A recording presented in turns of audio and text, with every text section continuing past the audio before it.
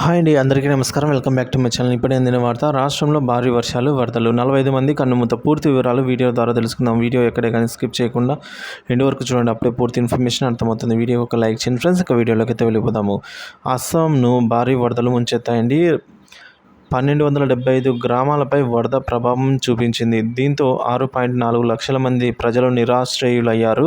ఇక బాధితులకు 72 సహాయక కేంద్రాలను ప్రభుత్వం ఏర్పాటు చేసింది. రంగంలోకి బృందాలను బాధితులను శిబిరాలకు తరలిస్తూ ఉన్నారు. ఇదా ఉంటే వరదలు కారణంగా చనిపోయిన వారి సంఖ్య 45 చేరింది. ఇక కాజిరంగా నేషనల్ పార్కులోకి వరద నీరు చేరుకుంది. దీంతో 233 అటవీ చెక్పోస్టులలో 95 చెక్పోస్టులు ముంపునకు గురయ్యాయండి.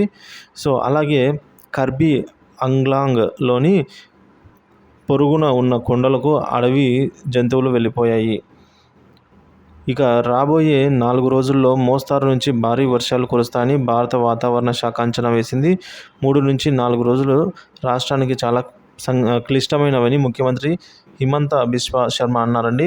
ఇంకా బ్రహ్మపుత్ర, దేశాంగ్, సుబంగ్ సింగ్ సిరి, అలాగే దేకో, బురిదెహింగ్, బేకి మరియు బరాకా వంటి అస్సాం గుండా ప్రవహించే వివిధ నదులు సాధారణ స్థాయి కంటే ఎక్కువ స్థాయిలో అయితే ప్రవహిస్తున్నాయి.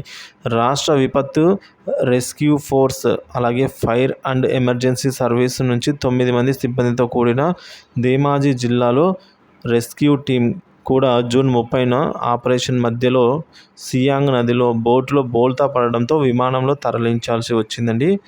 ఈ విధంగా భారీ వర్షాల కారణంగా అయితే ఈ విధంగా జనాలు మరణిస్తూ ఉన్నారు ఫ్రెండ్స్.